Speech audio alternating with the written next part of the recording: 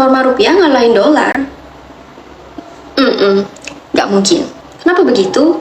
Sini aku kasih tahu. Dolar itu kenapa bisa kuat? Karena ada yang namanya regulasi petrodolar. Petro itu kan dari kata minyak ya. Jadi negara US itu punya keistimewaan di dunia, di mana seluruh minyak bumi itu cuma boleh diperdagangkan pakai US dollar. Ini juga jadi salah satu alasan kenapa dominasi dolar itu cukup besar ya. Dan kalau misalkan kalian pernah dengar yang namanya BRICS, ya tujuan mereka itu untuk mengurangi dominasi dolar di dunia. Nah, kita pasti punya cadangan uang kan untuk jaga-jaga kalau misalkan kita dalam keadaan darurat. Kalau misalkan kita simpan uang dalam bentuk rupiah aja, misal kayak di dompet atau di tabungan, nilai uang kita tuh bisa turun karena inflasi. Jadi supaya nilai uang kita ini nggak turun, kita melakukan investasi supaya uang kita tuh bisa diputar dan juga kita dapat cuan dari situ. Misalnya kayak kita investasi di kripto. Karena kita lebih percaya kalau misalkan kita simpan uang di kripto, uang kita tuh akan muter dan kita dapat cuan dari situ. Nah, sama kayak negara kita. Negara kita tuh punya yang namanya cadangan devisa, di mana negara itu juga punya simpanan tapi dalam bentuk uang asing, dan negara kita tuh simpannya dolar. Kenapa sih devisa itu penting? Yang pertama buat bayar utang negara. Nah, kalau misalkan Indonesia itu punya utang ke luar negeri, otomatis bayarnya pakai dolar. Yang kedua buat beli barang dari luar negeri atau yang biasa kita kenal dengan nama import. Uang yang dipakai kan mata uang asing.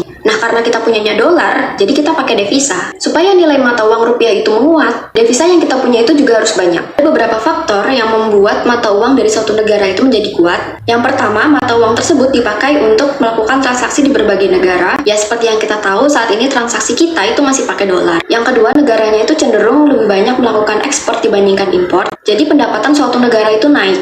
Yang ketiga, adanya investor dari luar, ya artinya ada profit yang masuk ke negara tersebut. Nah, kenapa kok nggak mungkin rupiah itu menguat? Yang pertama, rupiah itu nggak kayak dolar yang dilakukan sebagai alat transaksi di berbagai dunia. Jadi kayak, ya udah rupiah itu lakunya di Indonesia aja. Yang kedua, menurut data BPS, Indonesia itu masih cenderung melakukan impor. Ya, jadi lebih banyak biaya yang kita keluarkan daripada biaya yang masuk ke kita. Contohnya aja tuh kayak beli beras. Kalau misalkan teman-teman tahu, Indonesia itu masih impor beras loh dari Vietnam. Ingat ya, karena kita transaksinya ke luar negeri, otomatis bayarnya pakai dolar. Jadi, devisa atau dolar yang kita punya itu juga pasti berkurang. 3. Investor yang masuk ke Indonesia itu masih cenderung sedikit. Ditambah lagi nih, kasus yang lagi ramai tentang Aviary, salah satu startup di Indonesia yang membangun ekosistem aquaculture, fokusnya tuh ngembangin teknologi manajemen budidaya ikan. Nah, kemarin karena terjadi fraud, bisa jadi dampak negatif nih untuk startup di Indonesia, terutama untuk rasa percaya investor yang masuk ke negara kita. Dari video penjelasan aku ini, aku harap kalian paham, dan semoga kalian nggak kemakan hoax lagi ya. Boleh komen di bawah menurut pendapat kalian gimana?